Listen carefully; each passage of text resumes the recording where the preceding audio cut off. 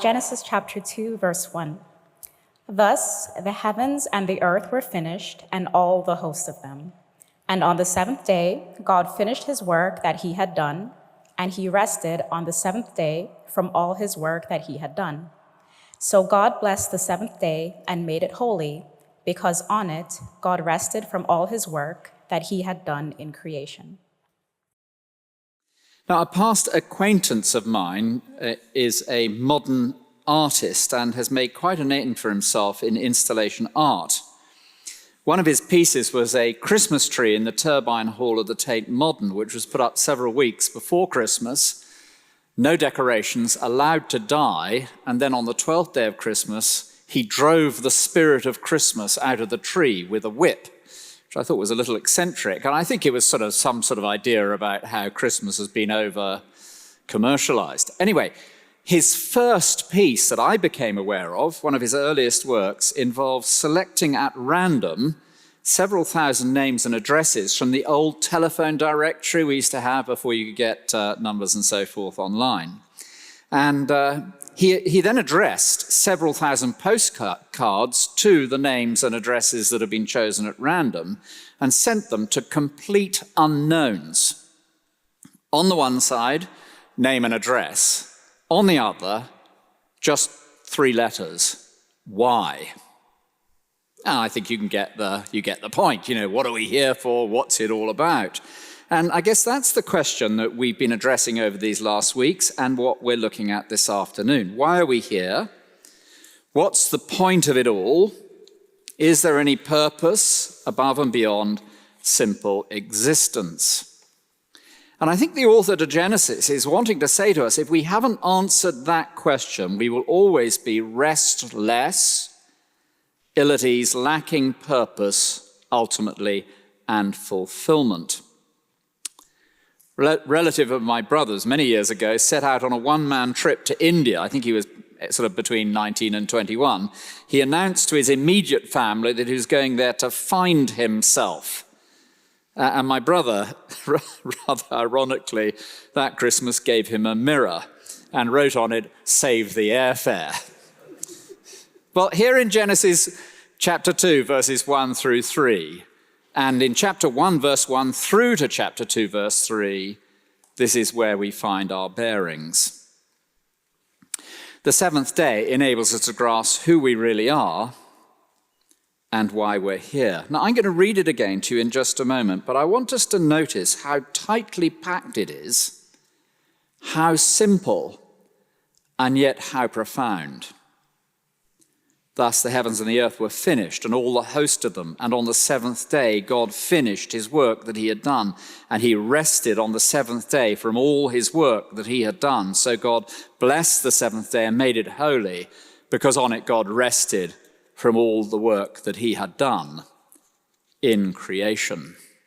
I mentioned in the last couple of weeks that I've listened to Jordan Peterson over the last several weeks, and he expresses just really awe at the simplicity and complexity of the ideas that are contained so densely packed in these verses. Now, he believes this is just a human writing. Here on Tuesday, we would hold that this is not a view from within, but God's voice from without. And from these 3 sentences in chapter 2, 2 points. First, that there is more that matters than matter. And then secondly, that there is more to life than this life. There's more that matters than matter. Immediately as you look at the verses, in verses 1 through 3, we can see that these 3 sentences sit outside the tight and ordered structure of chapter 1. If we read from chapter 1, verse 1, you would have found the 6 days, and all the way through, God said, God made, it was so, it was good. There was evening and morning. God said, God made, it was so, it was good. There was evening, there was morning. God said, God made, God saw, it was so, it was good. Evening and morning. Here there is none of that. So in a sense, day 7 sits without the tight structure of the first 6 days. It's outside. But at the same time, this 7th day sits within the tight structure of the full 7 days. I mean, the very fact that it's the 7th day tells us that it's held within 1, 2, 3, 4, 5, 6, 7. But there's more than that, because in chapter 1, verse 1, we read, "In the beginning God created the heavens and the earth." And now in chapter 2, verse 1, in reverse, "Thus the heavens and the earth were created." So deliberately the author has crafted this material to hold it together. What is he wanting to tell us? First, that this day is very special. God thinks that. He declares the day to be holy. This means that it has special status, that it's God's day, it's set apart from him, and given that everything is now created, he is making, I think, this statement: it's all mine. I made it. It belongs to me. It's precious to me. Secondly, that he blesses the day, that it's a day of well-being and favor. Certainly, this day is perfect, and the number 7, and we'll come to this in more detail in our second point, the number 7 symbolizes perfection in the Bible. God has already seen that his creation is very good. And now God rests from his work of making stuff and enjoys what it is that he has made. It's holy, it's mine. He blesses it. But perhaps the most important thing the author is saying to us by putting this 7th day both outside and yet part of the structure of the opening section of Genesis is to stress and underline for us that there is someone outside and beyond this creation. In a sense, that's been implicit all the way through. God said, there's a God. He's outside creation. God made it all from nothing. He exists beyond. But the 7th day doubles down on that implicit truth. So you see, I could find all my purpose and direction, the point to living, only in the environment that God has created. That would be to miss the point.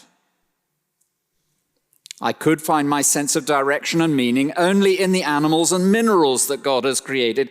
That would be to miss the point.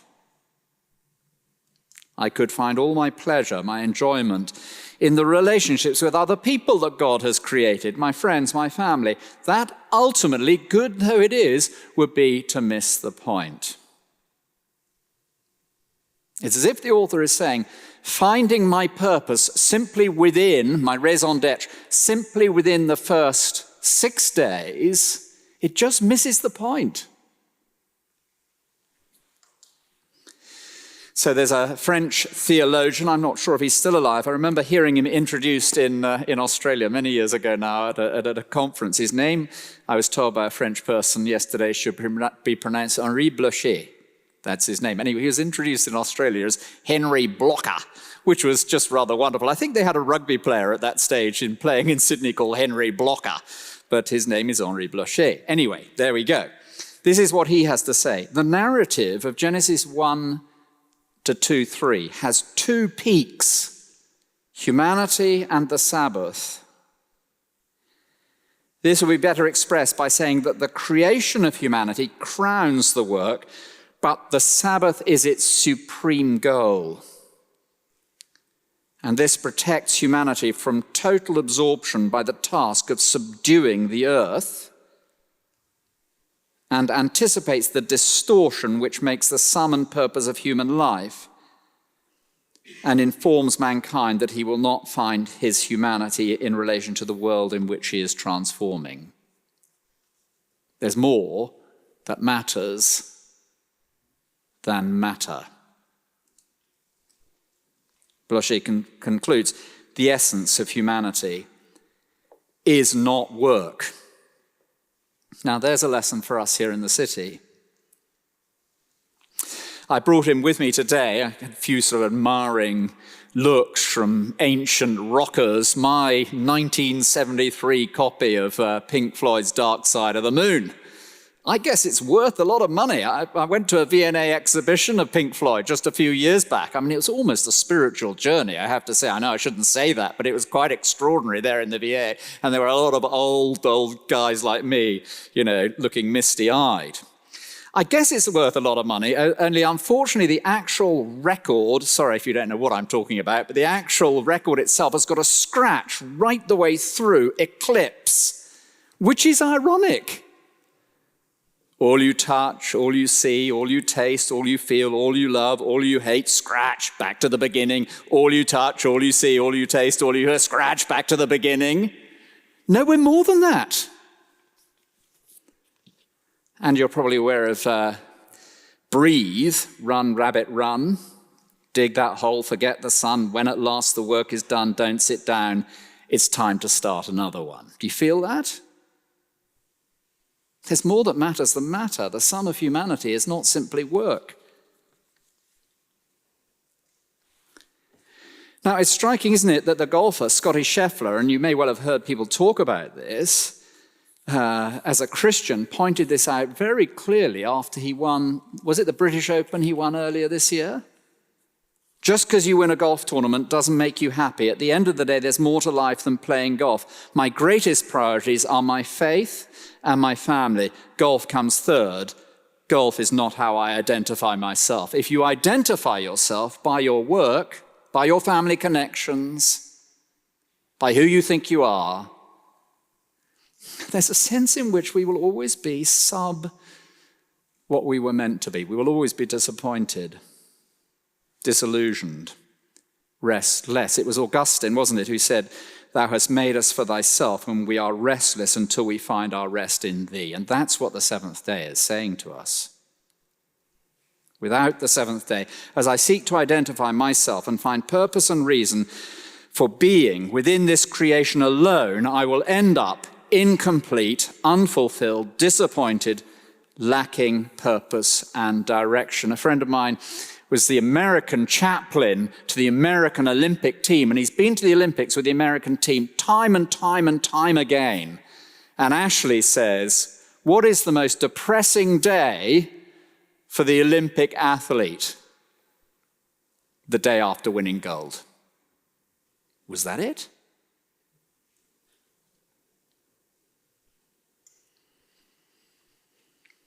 Striking, isn't it, that when Jesus meets the woman at the well, he points this out. The water that I will give the person who comes to me will become in him a spring of water welling up to eternal life. Come to Jesus. We will meet God, as we were hearing earlier in the testimony, and find ourselves in the seventh day.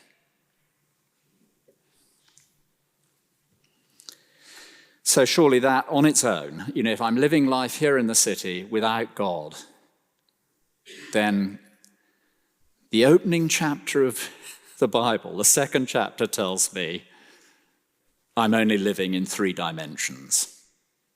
And there's more. There's more that matters than matter. Secondly, this is a little bit more, I think it's pretty simple really, but we've got to be a bit more focused. Secondly, there is more to life than this life. Here's another observation. You may have spotted it already. I've sort of pointed it out. I'm sure you will have seen it. The pattern of days 1, 2, 3, 4, 5, 6 is very straightforward.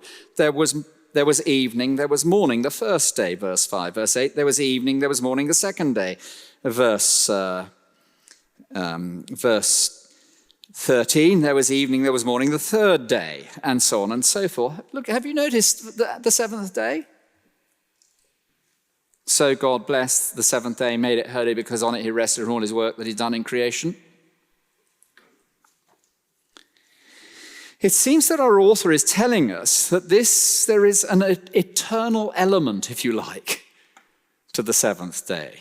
signals that it's something that goes on forever. Certainly that is the way the great theologian Augustine put it in his letter number 55 to Januarius, who he calls my beloved son in the faith. He says this: if in reading Genesis you search the record of the 7 days, you will find that there was no evening of the 7th day.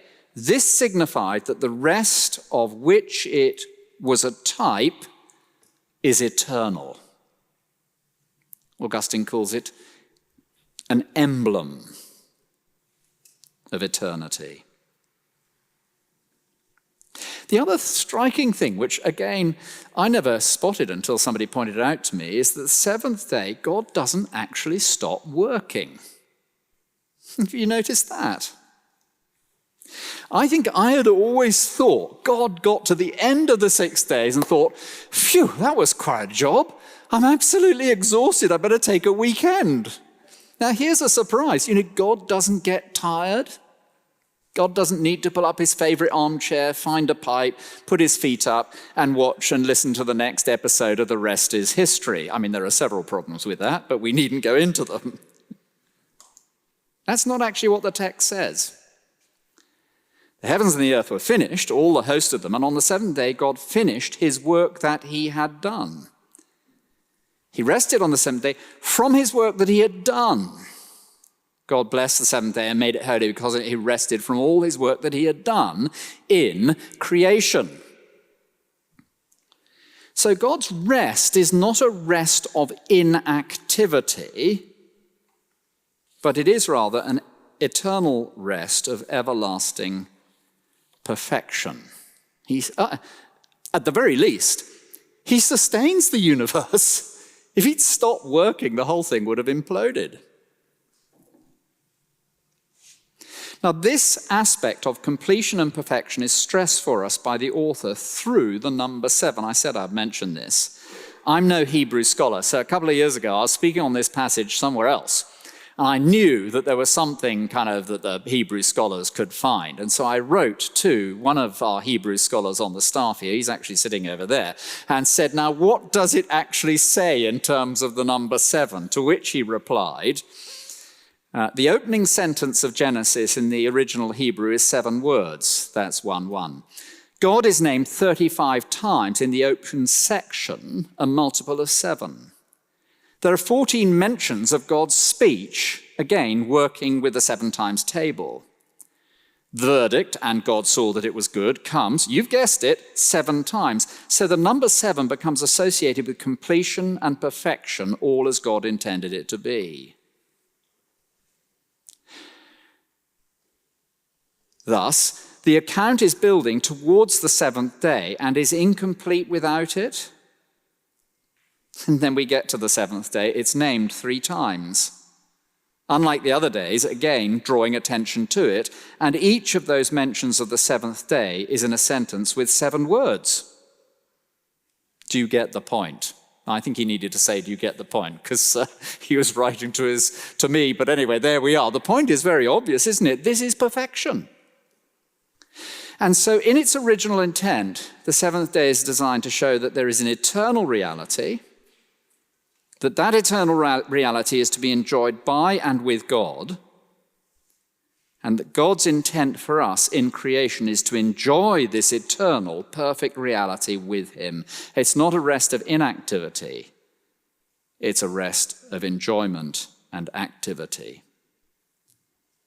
That's exactly what you find when you're going to the next verses, chapter 2, verses 4 through 17. You find Adam and Eve in God's perfect garden paradise. And there's that beautiful sentence, isn't there, in chapter 3, where God is walking in the cool of the garden, in the cool of the day. Perfection, eternity. Okay, now, if you missed some of that, here is the point. You and I were made for eternity. You and I were made for an everlasting reality with God, no evening and morning bringing a close to it. You and I have within us a divinely placed longing for everlasting perfection. Don't you find that? There's more that matters than matter. There's more to life than this life. Now, do you not find that we have an inner sense that there must be more. And surely that's why the celebrity atheist movement has so recently imploded so spectacularly. Some of us will remember the cult film, sorry we're pushing back a bit this week, the cult film Forrest Gump. I think a lot of people still seem to watch Forrest Gump, and Forrest is a simple soul, and he finds himself for some reason at all the major events of from about the 19th. He's in Vietnam, and he's there at the launch of Apollo, whatever it is, and the assassination of Kennedy and all the rest of it. And then towards the end of the film, there's this extraordinary scene where Forrest is standing there, played by Tom Hanks, one of his earliest films, and down from the sky floats this feather. And having, if you like, charted recent history, Tom Hanks' Forrest Gump says this: I don't know who was right, Mom or Lieutenant Dan, whether we're just floating on the breeze like the feather, or whether each of us has a destiny. Now, for Hollywood, that's pretty deep.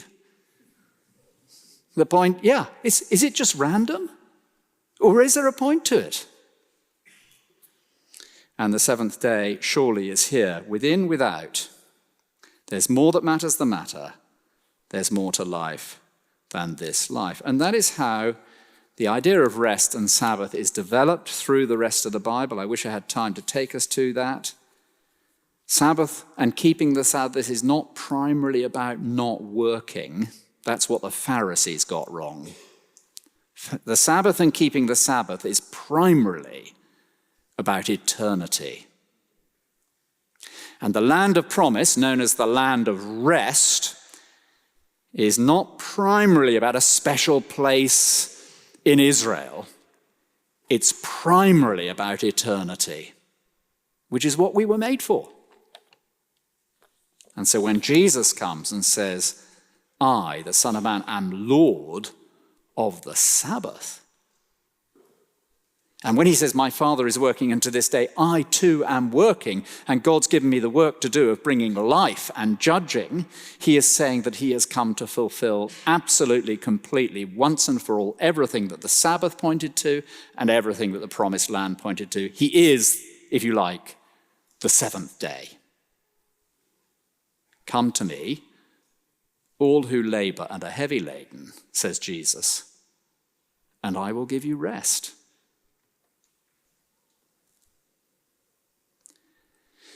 And if we choose to reject that, then, well, you might say we just live life in black and white rather than color. We're just like the jet flying with only one engine when we got two. We're like the computer without the Pentium processor in it. It's suboptimal, restless, restless. And there's a more serious warning. We were made for eternity. And if we ignore the seventh day, well, we're all of us, just like people in a retirement home, it's just a matter of time, with no hope, nothing beyond. Let's pray together.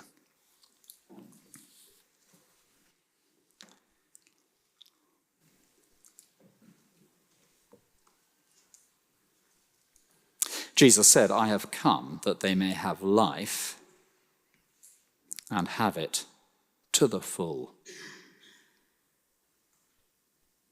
So, our Father in heaven, please draw us to Jesus that we might find the rest that only he can give. And we ask it in his name. Amen.